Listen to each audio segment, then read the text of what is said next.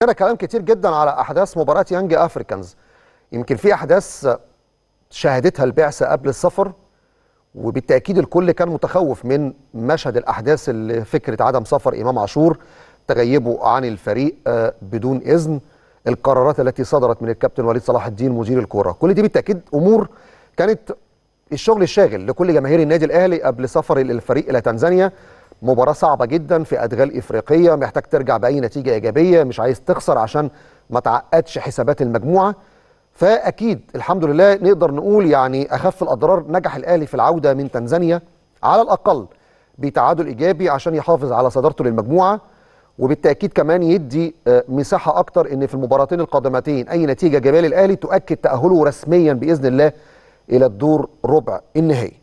طبعا الفريق رجع، مساله خروج ياسر ابراهيم للاصابه، في كلام ان زيزو اشتكى من اجهاد. الفريق على فكره رجع امبارح الفجر، او سوري يعني النهارده الفجر، فجر اليوم. مفيش وقت على مباراه البنك الاهلي اللي هتتلعب يوم الثلاث. النهارده الفريق ما كانش فيه مساحه للراحه خالص، يعني النهارده نقدر نقول لا مكان للراحه. كان على طول يستروب ادى تعليماته ان الفريق يوصل الفجر، يكون موجود النهارده في التتش الساعه 5 عشان يكون فيه تدريب، لان يا دوبك هتعمل تدريبتين قبل الدخول في معسكر غدا لمواجهه البنك الاهلي. كل التفاصيل دي بالتاكيد محتاجين نطمئن على اخبار الفريق، اخبار البعثه عقب العوده، لو في معلومات اضافيه بشان موقف ياسر ابراهيم، زيزو، كل ده بالتاكيد هنعرفه من خلال زميلنا محمد توفيق اللي متواجد حاليا في مقر النادي الاهلي بالجزيره. يا توفيق مساء الفل، ازيك الاول؟ وعايز اطمن منك عن اخبار الفريق والجديد عندك بشان اللعيبه، لو في تعليمات او في اخبار جديده بشان المصابين.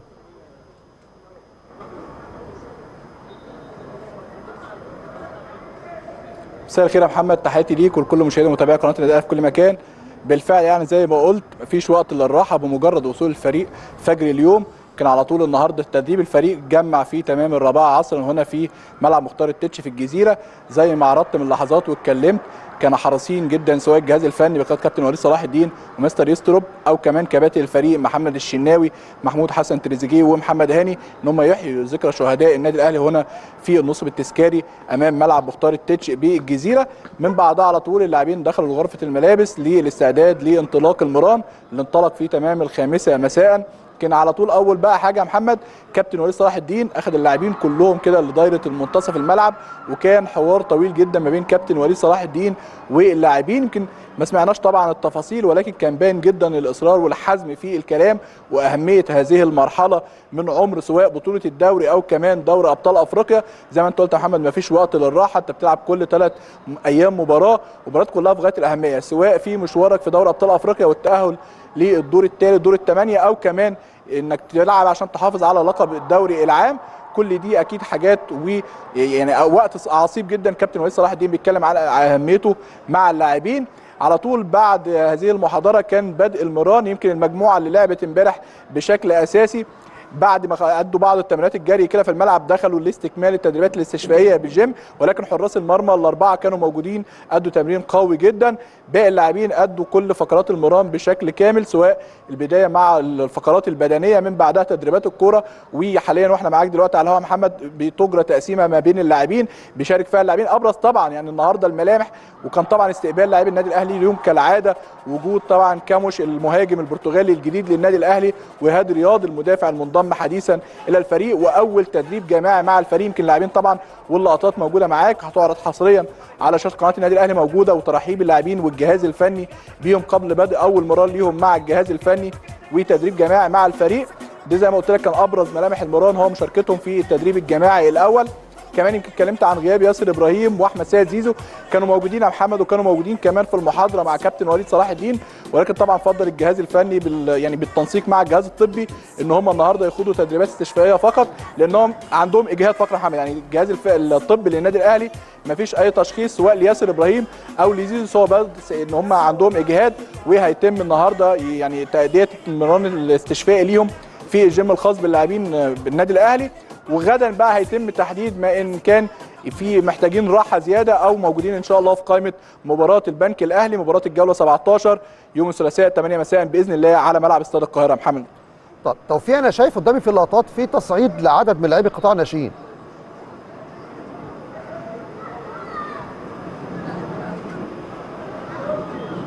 بالفعل يا محمد يمكن موجودين تقريبا 6 لاعبين من قطاع الناشئين، ابرزهم طبعا عمر سيد معوض، محمد زعلوك طبعا، يعني عمر هاف ومحمد زعلوك مهاجم، كمان موجود المدافع اياد مدحت وزيدان ولاعبين اخرين. يمكن مستر يعني يسترب يعني حريص انه يكون في هذا التوقيت، مع ان الفريق الحمد لله محمد مكتمل الصفوف، ولكن حريص انه يكون في لاعبين موجودين من قطاع الناشئين، سواء بقى لاخذ خبرات او ممكن يحتاجهم في بعض الفترات، خاصه يا محمد مع توالي المباريات والضغط.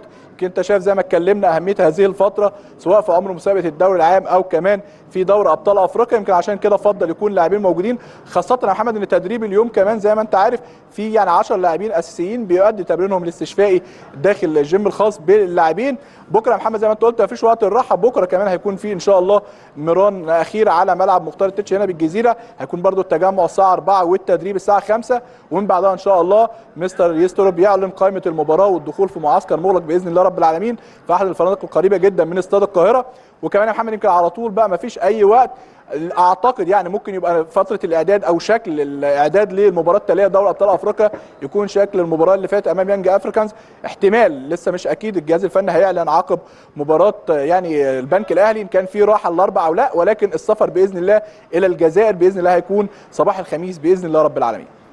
اخر سؤال يا توفيق عشان بس نحسم الخبر في المعلومه دي، زيزو ياسر ابراهيم طبعا لسه في تدريب بكره، لكن هل ممكن يكونوا موجودين في مباراه البنك الاهلي، ولا الطبيب دكتور احمد جاب الله قال لك الموضوع صعب شويه؟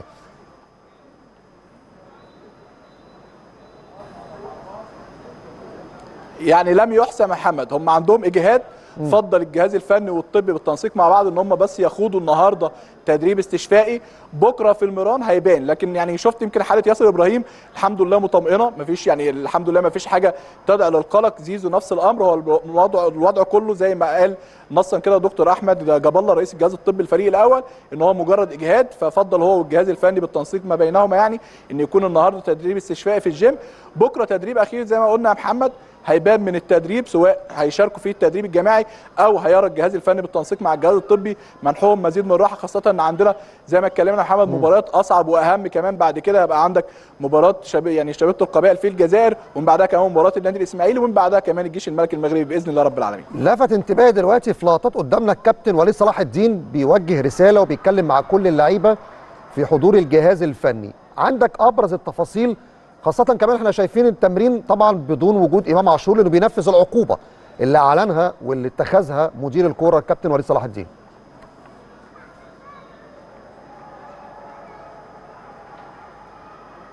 كان زي ما ذكرت لك يا محمد كان كابتن وليد حريص جدا انه زي يعني ياخد اللاعبين كده زي ما بنتكلم كده بالبلدي، خد اللاعبين لمنتصف الملعب عشان يبعدوا عن كل وسائل الاعلام الموجوده سواء قناه النادي الاهلي او كمان يعني الموقع الرسمي للنادي. اصر انه يكون بعيد شويه عشان يتكلم براحته مع اللاعبين، كان باين الحزم والاصرار جدا في كلامه مع اللاعبين. المرحله مهمه جدا يا محمد، كل لاعبي النادي الاهلي على قدر المسؤوليه الحمد لله رب العالمين. زي ما بنتكلم انت بتلعب في ظروف صعبه جدا، ما بين سفر ما بين ضغط مباريات كل 72 ساعه مباراه، ولكن يعني اللي بيصعب الامور يا محمد مش بس كل الضغوطات دي، ولكن اللي بيصعبها ان هذه مرحله حاسمه جدا سواء في مشوار دوري ابطال افريقيا والتاهل، خاصه انك لسه لم تتاهل بشكل رسمي، عندك مباراتين غايه الصعوبه سواء مباراه شبيبه القبائل في الجزائر او الجيش الملكي هنا على ارضك، وكمان مباراه الدوري العام. انت بتتكلم ان بعد نتائج كمان الجوله الاخيره محمد اعتقد النادي الاهلي قرب كتير جدا من استعاده الصداره باذن الله رب العالمين. فاعتقد كابتن وليد كان بيتكلم في هذه الجزئيه ان كل نقطه كل يوم تدريب كل تدريبه لها ثمنها ولها قيمتها في هذا يعني الوقت من الموسم. واعتقد كمان كان بيتكلم في حاجه مهمه جدا ان كل اللاعبين هيكون لهم دور زي رؤيه الجهاز الفني، ولما شفنا كلام مستر يستروف في المحاضرات الصحفيه كلها كل اللاعبين عندهم فرصه للمشاركه محمد. يعني الحاجه الوحيده اللي هتكفل لاي لاعب انه يكون موجود في ال11 او التغييرات كمان اثناء المباراه هو الجد والاجتهاد والعرق في التدريبات وفي المباريات باذن الله رب العالمين. باذن الله. زميلنا محمد توفيق موفد قناه الاهلي بشكرك شكرا جزيلا على كل هذه المعلومات والايضاحات من مقر النادي الاهلي بالجزيره، تعقيبا وتوضيحا لكافه الاخبار المتعلقه بمران الفريق اللي انتهى منذ قليل. طيب